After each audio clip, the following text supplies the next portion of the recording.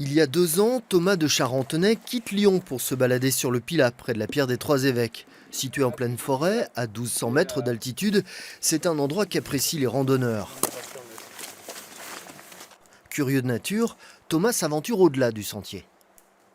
Et j'ai marché dans les bois et j'ai commencé à compter des pas entre chaque pierre, toujours en allant vers l'est.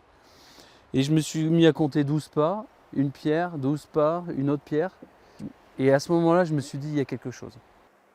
Une grosse pierre tous les 10 mètres, alignée au degré près selon un axe cardinal, voilà qui rappelle le yard mégalithique, la mesure qui aurait été utilisée à la préhistoire pour construire des sites comme Karnak ou Stonehenge. Ici, on trouve des indices d'alignement remarquables. C'est-à-dire que vous avez, entre la pierre des Trois Évêques et un certain nombre d'éléments du paysage, comme Saint-Sabin, la pierre de Cherfoy, les sommets des Alpes, vous avez ces points remarquables du paysage qui convergent vers la pierre des Trois Évêques au long d'alignements de mégalithes.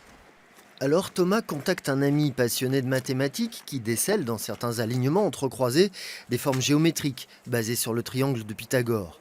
Le mystère s'épaissit. La pierre des Trois Évêques semble bien être l'épicentre d'un large cadran aligné sur les solstices d'hiver et d'été et pointant sur les sommets des écrins et de la Meije. Menhir, alignement, cromlech, pas moins de 600 pierres sont recensées sur le site. Selon un statisticien, il n'y a qu'une chance sur 100 000 pour que ce soit le fruit du hasard. Mais à quoi tout ça pouvait bien servir ? Il y a un calendrier solaire, évidemment, avec les dates 21 juin, 21 décembre.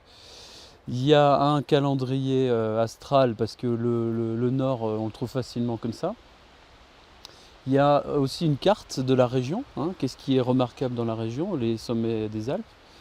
Mais à partir de là, quand vous avez un calendrier, vous en faites quoi? Je ne sais pas. On est plein est sur vraiment.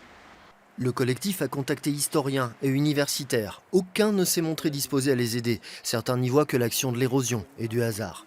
Alors Thomas et les membres du collectif du Cadran du Pilat continuent seuls l'aventure. Ils donneront une conférence le 26 mai à Saint-Apollinare pour rendre publique leur découverte et chercher tous les appuis qui pourraient aider à faire reconnaître ce qu'ils pressentent être un site préhistorique majeur.